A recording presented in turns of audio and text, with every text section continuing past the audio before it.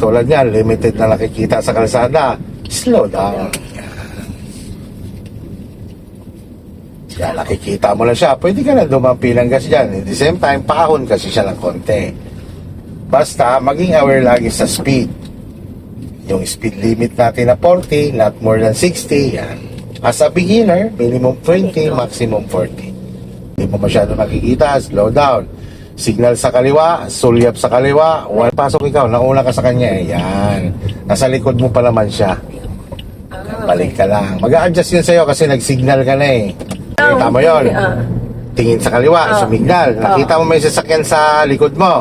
Yun naman eh, kung wala naman yan sa tabi mo at nasa likod mo lang siya, pwede mo siyang pasukin. Kasi susundan ka lang din naman niya. Kasi pag tumigil ka doon, uunahan ka kanya. Pumipihit ka mamaya sa zigzag. Oh, sir, may zigzag? Oo, may zigzag dyan. Ngayon, diba, halimbawa hinila mo yung kaliwang kamay mo pa kaliwa. Dapat ang kanang kamay mo naiiwan dyan sa posisyon ng 3. Ito, posisyon niya. Oo, hindi dapat nasama hanggang 12 o'clock yung kanan mo, no?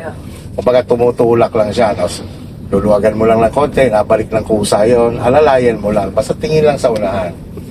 Okay, masyado tayo malapit sa tricycle. Yan, medyo 1 car apart. At the same time, mamaya sa downhill zigzag, ang paa mo nun, Preno lang. nasa preno lang. Pag bumagal, bitaw. Pagka nabilis, alalay. Aantar nga po pala siya mag-isa. Kahit di mo yan gasan. Basta nakalagay sa drive, ganyan ang posisyon ng kalsada. Ang preno naman, hindi rin siya pwedeng babaran. Kailangan binibitaw-bitawan din siya kasi baka mamaya uminit ng sobra, yung line niya baka mag-loss o break naman. Stay on your lane lang ikaw. Sundan mo lang si tricycle. Huwag mo na ikaw mag-overtake. Ay, hindi ako mag-overtake. Sir! Mga ano kayo, mga 2 years pa yun ha. Mayo siya, itatanggihan mo siya. Sundan mo lang na ganyan ang distansya. Galing, sir.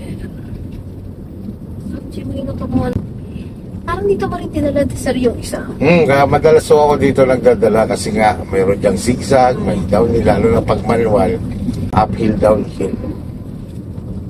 Hindi naman nakakukuha mo na yun, na-recognize mo yung tinuro ko yun. Yung Toyota, dapat siya yung naka-align. Kesa ako Basta yung sulok ngayon ng kotse ko. Yan, ito na. So, umpisa na yan. Yan lang yan, more all brake, alalay lang.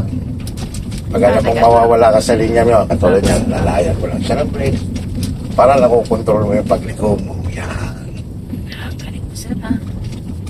Yan, alam mo, napapabilis ka, lalay kay brake. Yan, para natatama mo siya lagi sa linya mo. Galing lang, sir. Kasi kung mabilis yan, matitili ang kamay mo sa manubela, mawawala ka sa linya. Yan, tingin lang sa linya, sa kalsada, eyes on the road lang nga eh. O, di ba? Wow, galing mo. Yan, pag bumubulosok, alalay sa brake. Yan, para hindi ka nawawala sa linya. Saka hanggat nandiyan ka lang sa linya mo.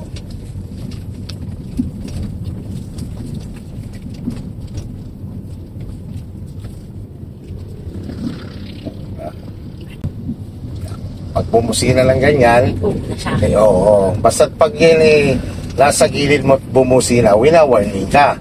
Para makontrol, lalayan mo siya ng brake. Yan, bitaw-bitaw lang. Para talagang matansya mo yung linya. Naramdaman mo na bilis ka sa pagliko, alalayan mo ng brake. Yan, katulad, alalay sa brake, alalay sa brake. Yan, para naitatama mo siya sa linya. Galing mo, sir.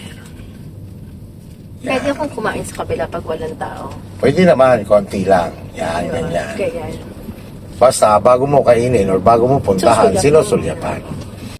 Yan na, straight na ulit yan.